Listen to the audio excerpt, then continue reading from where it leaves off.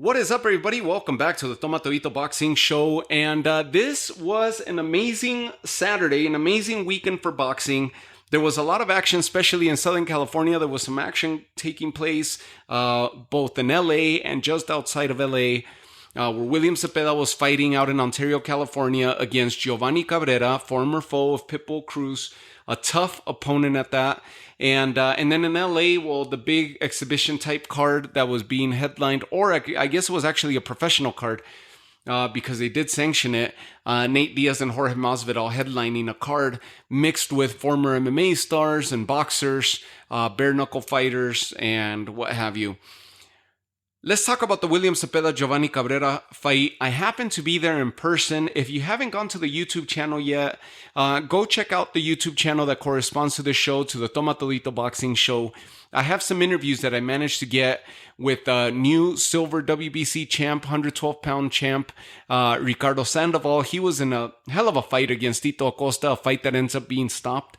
That was a co-main event, and it ends up being stopped with a little bit of controversy on behalf of the referee, which he definitely jumped the gun on a stoppage that shouldn't have been. I got to talk to Bully. That's one of the big interviews that I had. There's an interview that I took with Alexis Rocha. Beyond grateful that he gave me as much time as he did, because he was in the middle of this VIP type event that Goldenboy was hosting. You had Zab Judah there on hand. You had Scrappy Ramirez on hand. And it was a big showing of people that came out to that fight. It wasn't a sold-out, jam-packed house, but it was a good showing for William Zepeda, a fight that he was headlining, and a pretty similar showing to when I attended his San Diego fight when he ended up fighting Jojo Diaz a while back. Similar crowds that he's drawing. A big Hispanic following, of course, Mexican and Hispanic following.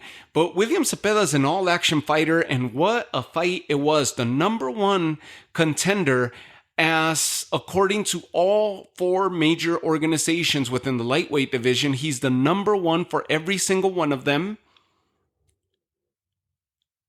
And now he came out with a third-round knockout of Giovanni Cabrera, a fight that started complicating itself for him.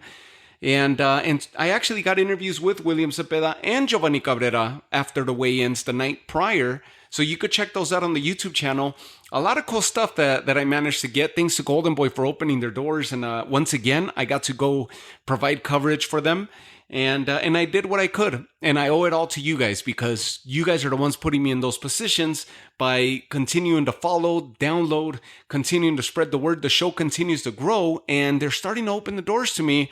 Remember, just about a month and a half ago, I was out in San Diego covering the Navarrete-Berinchyk fight.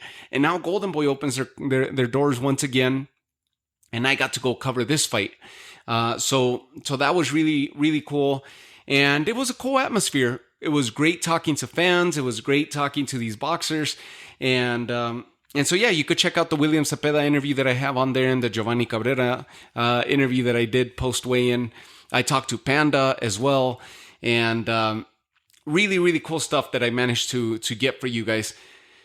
William Zepeda knocks out Giovanni Cabrera in the third round, a fight that started getting complicated for him. And Giovanni Cabrera said he was going to have answers for William Zepeda's come-forward style. The opening bell sounds, and Zepeda does exactly as he has in the past. He took the action to Giovanni Cabrera, didn't hold back, started throwing punches, lunging forward, and the output began. And Giovanni Cabrera complicated it for him, because he was starting to catch him off rhythm, off beat, counter him, and he started hitting Zepeda with some really, really good punches. Visibly, you could see the punches that Zepeda had been hit with, as his face was visibly red from getting hit. Side note, Giovanni Cabrera came in 2 pounds over in the weigh-in, 137 to 135. By the time they rehydrated and when the fight started, Giovanni Cabrera looked like a welterweight in there too. Zepeda looking like a lightweight. He looked like a monster in there, and he was hitting them with some heavy punches that we could hear throughout the stands.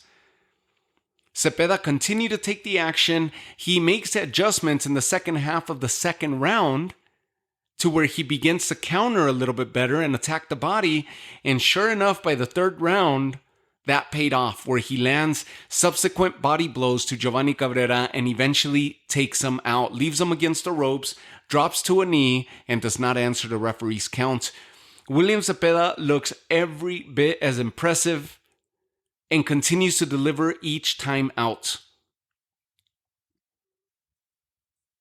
He's not willing to get hit, or he's not afraid to get hit. He's willing to engage. He's willing to exchange. And he's all action all the time. The number one contender, as listed by every single one of the 4 major organizations in the lightweight division. He's knocking on the door of Tank Davis and Loma. He's knocking on the door of Shakur Stevenson and has called them out in the past.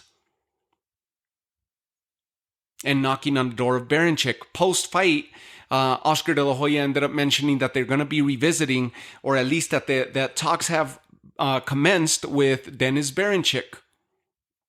And it looks like that's the route that Zepeda's going to take to begin his ascension towards unifying the division. He's going to begin with Denys Berinchyk, and should he be successful there, then he'll have added leverage to be able to negotiate with the other champions. Shakur Stevenson was also successful on the very same night as he cruises to a decision over Artem Haritunian, retains his WBC title. Lomachenko and Tank Davis are apparently in talks for an October or November showdown. So that would be a big unification bout. Maybe 8 years too late, but it's still going to be a compelling fight nonetheless. So the other champion, the outlier, happens to be the newest crown champion in Denys Berinchyk, fellow countryman of Lomachenko. And it looks like William Zepeda and Denys Berinchyk will be in talks. Who knows if that fight will happen abroad or if it'll happen stateside. But after the fight ended, De La Hoya said that that's where the talks are headed and that there's ongoing talks already, conversations going, and that's the fight that they're going to try to seek for Zepeda, since Loma and Tank are in conversations and Shakur is out of a Top Rank contract, so he's in between promoters. He's a free agent. He can negotiate his own deal. But that fight hasn't come to fruition.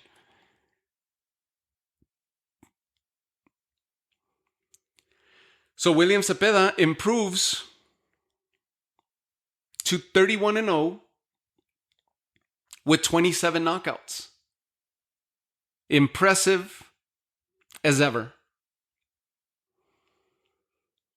On the undercard, you have this amateur standout that I got to interview, Joel Iriarte, who ended up with 17 national titles as an amateur, over 280 or around 280 amateur fights. There's a lot of hype behind him. He's now 3-0 as a professional. Tall, rangy, long reach, heavy punching fighter. Very humble, very soft-spoken. Very good kid. I got to interview him, and I can't wait to see how his career continues to progress. A lot of young talent that was there on hand. Gael Cabrera, another fighter out of Sonora, he got the 5th victory of his career now, and he's campaigning at bantamweight. And then the co-main event with Miguel Cotto's Angel Tito Costa fighting for the flyweight silver WBC silver title against Ricardo Sandoval, a local of Southern California. And I got to interview the champ as he was walking out. Ricardo Sandoval ends up winning by TKO as the referee stops the fight in the 11th round. A fight that Ricardo Sandoval was ahead in the cards and was actually headed to win if it was headed to the judges' scorecards. But it was getting very contentious at the end. It was a very competitive fight. They hit each other with everything they had. Very good combinations on behalf of Ricardo Sandoval throughout the middle rounds. And that's how he started pulling away on the scorecards. Very humble kid. You could see that interview. Very humble kid that I got to talk to as he's carrying the title around as he's walking out of the arena through the main doors, through the main entrance. Very, very humble kid.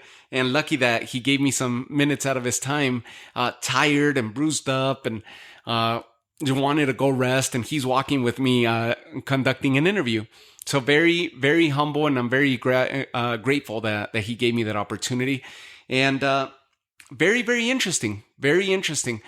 The other news that came out was that Virgil Ortiz has been pulled. Remember, he was supposed to fight Tim Tszyu on the undercard of Crawford and Madrimov. Well, he's been pulled, and now he has his own event taking place on August 10th against Sergey Boychuk for the interim WBC title, or the interim title at welterweight. I don't recall exactly which title, but he's going to be headlining his own event now. And Bully, who's one that I caught up to and got to interview, he's going to be part of that undercard and is already in preparation to take part of that card with an opponent to be announced here soon. So that's going to be very interesting for Bully to see him back in action as he's campaigning to reach the top echelon of the 168-pound division. Action-packed weekend, action-packed card. Everybody left it out on the line. There wasn't a boring fight that took place of that Goldenboy card. And although it wasn't a jam-packed arena, everybody was screaming and hollering, with the exception of that stoppage that took place on the co-main event, where people started booing and expressing to the referee that everybody thought it was kind of a crappy stoppage. Other than that, because it interrupted the flow of the action, and we had seen action through and through the entire night. So I got to interview Alexis Rocha, and I was getting to that point, and if by any chance this episode gets to his ears, if he gets to listen to this, I owe him a huge apology because, and I'm beyond grateful that he gave me as much time as he did. And it was one of the best interviews that I've put together recently, where he was so open, so candid. And then we talked about his upcoming fight, July 19th, against Santiago Dominguez, and how he's trying to get back into title contention, and he's only a fight or two away from challenging for a title. And I end up scrapping the interview. And so I owe him an apology for that, because that was very amateurish of me, as I'm getting these shots to interview bigger names and interview important names within the sport of boxing. And I ended up having a damaged memory card in which I couldn't salvage it. And I was unable to upload the interview for you guys to be able to witness and to enjoy. And so I took his time, and I apologize. I am grateful that he gave me his time. I hope I'll catch him in the future, and I get to bring you guys a full interview with him. Just like a week ago, remember a week ago when we covered a BAM and Gallo Estrada, I ran into Jesus Ramos. I was unprepared. I was there as a fan, just enjoying the fight with some family and friends. And I saw him, and I took the chance in interviewing him. And I had somebody record it with me via their cell phone, and the mic couldn't pick up the interview. Such a candid interview that I had with Jesus Ramos, with El Mono Ramos, who campaigns at 154. Such a lengthy and candid interview that I had with them, and such a great conversation that I had with them. The interview was great. The audio completely damaged. Back-to-back weeks where I had big names, and I'm unable to salvage the interviews because it's such poor quality audio that I can't even figure out what the topics were. And so I owe you guys that. I'm going to make it up to you guys. I'll see if I could catch up with these fighters and make up these interviews. And other than that, thank you guys, because the continued downloads, the support, the fact that you guys continue to help me grow the show are starting to open doors to the Toma Todito Boxing Show. And we're starting to get invites to go cover some of these events in a live setting. And because of that, I get to go meet these boxers and conduct interviews for you guys, where you guys get to enjoy them, and I'm gonna keep working. I'm gonna keep working, and I'm gonna keep trying to bring you guys the absolute best content, pure content, unbiased. And you guys know that I don't really get big into the gossip stories and the clickbait. I'm not big into that. And those of you that have followed me from the beginning, you guys know that I don't dedicate episodes to that. We stick to boxing, we stick to the sport, and that's what I love to do. And that's what I love to bring to you guys. And so I'm not going to, when I get a chance to talk to these boxers, I'm not going to talk about the gossip or the headlines, or I want to talk to them about boxing. And we're going to keep it at that. We're going to keep it fresh. We're going to keep it unique. We're going to keep it to a point and to the point, which is a boxing show. So let's talk about boxing. And if it pertains to something, say, like a doctor or something like that, then yes, or maybe somebody from the athletic commission or something, that yeah, we could start revisiting gossip stories such as, or interesting stories that may be a topic at hand, like drug testing and substance abuse and stuff like that for a failed test and what have you. But if I run into the boxer, the last thing I want to do is bring negativity. I want to stick to the point at hand, which is the sport of boxing. So I owe this to you guys. Thank you guys again for tuning in, for the downloads, for the love. And I'm going to continue working as long as you guys continue to give me the opportunity and continue to help me grow the show. So thank you guys again. Love you guys. William Zepeda continues on a trajectory that is just skyrocketing for him. And let's see if that Denys Berinchyk fight does happen for him, then great. Who knows what's going to happen with Shakur Stevenson now that he's out of a contract with Top Rank. It looks like he's going to be seeking either Eddie Hearn or Floyd Mayweather Jr. That's the early reports that we're seeing. I don't know if he's considering Goldenboy, if he's maybe going to renegotiate with Top Rank, but I know that he turned down the $15 million fight reported contract that was offered to him. Maybe he'll seek out PBC. Who knows? But we'll keep an eye. I think that's going to come to fruition and be solved sooner than later. I really do. And for William Zepeda, if this Denys Berinchyk fight comes to fruition, that's a really, really good fight to make, and another complicated fighter for William Zepeda to face, another complicated puzzle for him to solve. But if he's successful, that would be the first title that he would get, an additional leverage for him to be able to negotiate with Shakur or with the winner of Loma and Tank. If that fight does come to fruition, then that would be a huge unification leverage for him to be able to negotiate with those fighters. So very, very interesting, very great weekend out there. I had a great time, and thank you guys. I want you guys to have a great night, and I'll check you guys all out on the upcoming episode. Have a good one.